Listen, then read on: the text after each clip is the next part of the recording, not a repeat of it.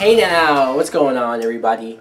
My name is Mike Brown, aka Review King MB, and I just got done watching the Season 3 premiere of Agents of S.H.I.E.L.D. Yes, this show is back. I almost forgot about this until I was like, wait a minute, tonight's the night that the new season begins. This episode was entitled Laws of Nature, and it began with, we met this new character, Joey, who, well, we see this apartment. I don't know if this is his apartment or somebody else's apartment, maybe somebody else who just obtained powers and it went horribly wrong for them, because you see half of a charred up body. Maybe Joey did this by accident, I don't know, because they never really mentioned it after. But you see Joey out on the street, and these government agents are after him. At first I thought they were S.H.I.E.L.D. agents, until you see, no, they're not S.H.I.E.L.D. agents, because Daisy, Mac, a couple other people, like Daisy using her powers to throw cars over, push back the government guys, like that was an awesome entrance for her. They take him away and they bring him up to the helicarrier, the Avengers S.H.I.E.L.D. helicarrier, which was very nice to see, because when Joss Whedon said that he wasn't really going to connect anything too much from the show to the Age of Ultron movie, it made you stop and think, wow, so this show is completely pointless, at least in the bigger higher-ups' minds. But at least they took that over, they carried that over to now that they're back, Agents of S.H.I.E.L.D. S.H.I.E.L.D. is back to using that huge helicarrier, so at least there's that. This Joey character, it's his introduction, so you don't know a whole lot about him. But I will say that I like the fact that he's a gay character. That's something different. That's something more of these shows probably should be doing. I have to mention, though, why would they cast somebody who looks a lot like Ward? I mean, maybe that's just me, but I look at him and I was like, he looks a little too much like Ward. Like, can we... Anyways, I'm sure they'll do something interesting with this character, especially because you can tell this season is very Inhuman-centric, and that's a good thing, because the Inhumans are clearly the X-Men of the Marvel Cinematic Universe, and so I'm curious to see how they're going to present them in this world. I want to talk a little bit about Daisy, aka Skye, because it's going to take me a little while to fully remember that she's Daisy Johnson now. That's it. No Skye anymore. Coulson, no, you're not the only one who's having problems with this. But Daisy, with her new haircut, I'm sorry, but I'm going to sound a little bit creepy right now and say she's even hotter than she was before, if that was possible. I don't know. There's something about her where she's definitely a stronger character, more confident. Her with her powers, just coming in there and saving this character. I can't wait to see what else they do with her this season, because everything with her last season I was very happy with. It's still a little awkward for Bobby and Lance, apparently, when Coulson asked Lance to give something to her and he didn't want to do it because he didn't want to see her. I was like, really? Why? And I was trying to remember, like, did something happen at the end of last season? I don't remember, because last I thought there was this whole thing where Bobby was kidnapped by Ward, and he was going to force her to shoot Lance as soon as he came into the door. And it was this whole thing where they both realized that they still loved each other. Then all of a sudden this was going on. I'm like, oh, come on, guys. Really? Until you get to the end and you see that, no, they're like almost about to get married. Again! So at least we're past the whole awkwardness or bickering. We're gonna see them hopefully potentially as a couple, so I'm happy to see that. Coulson with the robot hand, though, is badass. It's awesome. He's totally Luke Skywalker right now, walking around, takes the hand off, and he's handless. It's a good effect, and I think it's going to add a lot to his character. There's been no activity with this black blob that swallowed Simmons at the end of last season, and it was weird how they just casually threw that out there until we saw Fitz, who was in Morocco. Apparently he's been on a lot of wild goose chases to try to come up with an answer or an explanation on what could have happened to Simmons, how to save her, how to bring her back. And this was very cool to see him go off on his own and do something like this. I mean, it was a major risk, and you could say it was dumb, but to him, it's worth it. I even like how he thinks of Simmons as his girl. I mean, she's the one that he loved. Who knows if the feelings were mutual? We still don't really know what Simmons thinks, but still, Fitz is very much in that frame of mind.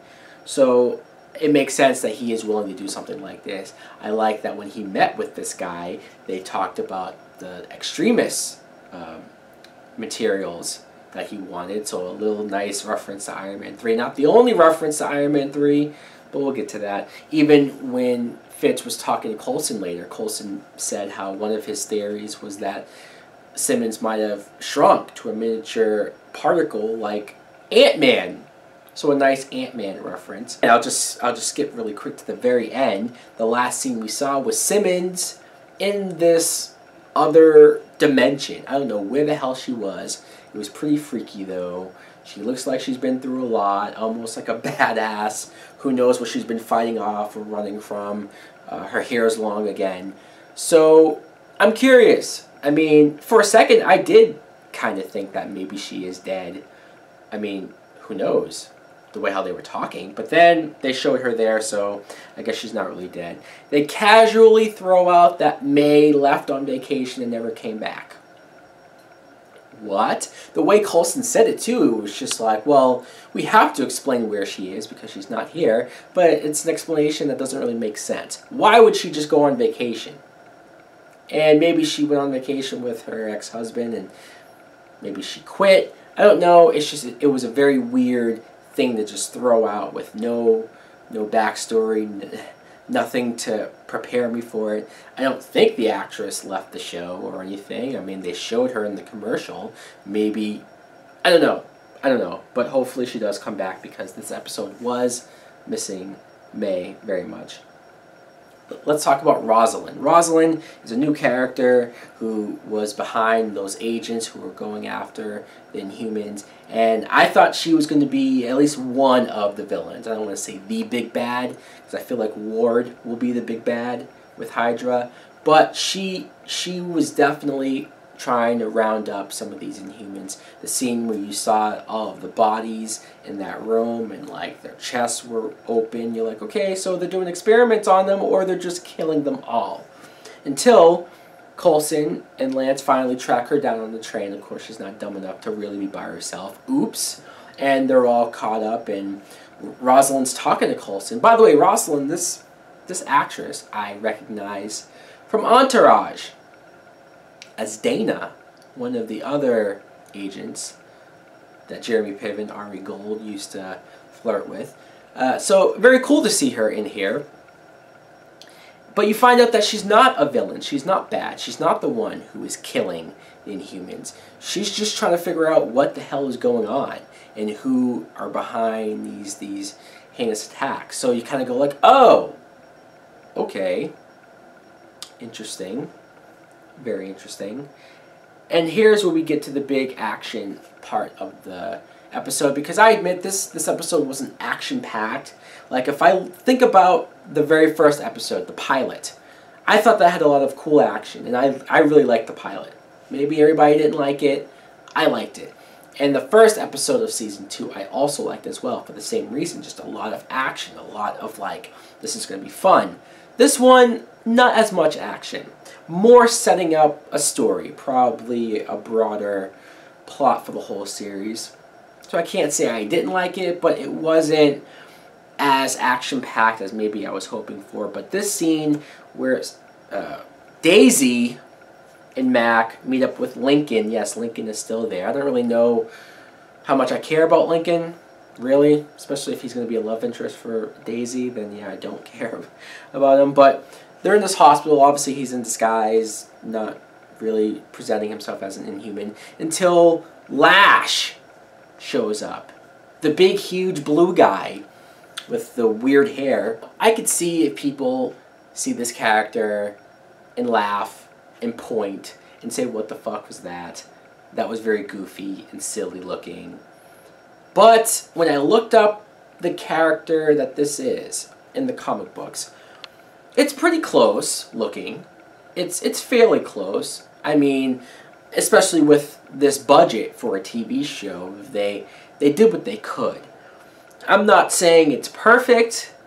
It is a little goofy, but I appreciate them going for it. This is what I kind of wanted from the show in the beginning, that it seemed like it took a long time for them to get to this point where we're actually using comic book characters that won't be used in any of the movies, that are minor characters that I probably never heard of, but I'm interested in getting to know them through this show, or comparing them to looking them up online.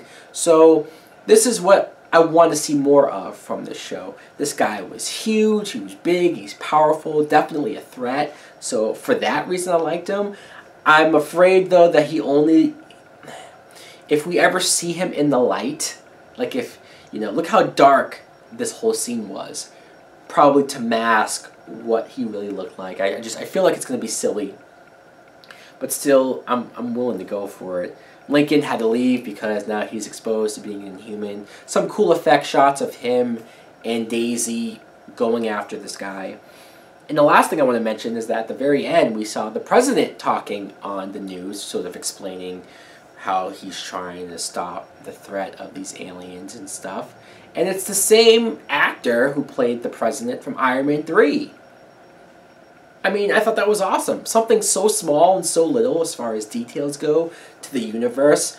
Sure, you have moments of feeling like this show isn't all that important to the big universe, but when it does stuff like this, when it does pay attention to what is going on in the movies and use it, that's when I enjoy it the most. Just those little Easter eggs I don't even know how many people picked up on. But still, so far, this first episode I thought was good. It was good. Was it great? Did it blow my socks off? Not so much. But still, it has plenty of room to go, to grow, to do whatever it has to do to be a good season. I'm not leaving it down yet. So anyways, guys, let me know in the comments below, what did you think of the first episode of Season 3 of Agents of S.H.I.E.L.D. Thanks for watching. Like, comment, subscribe. Later!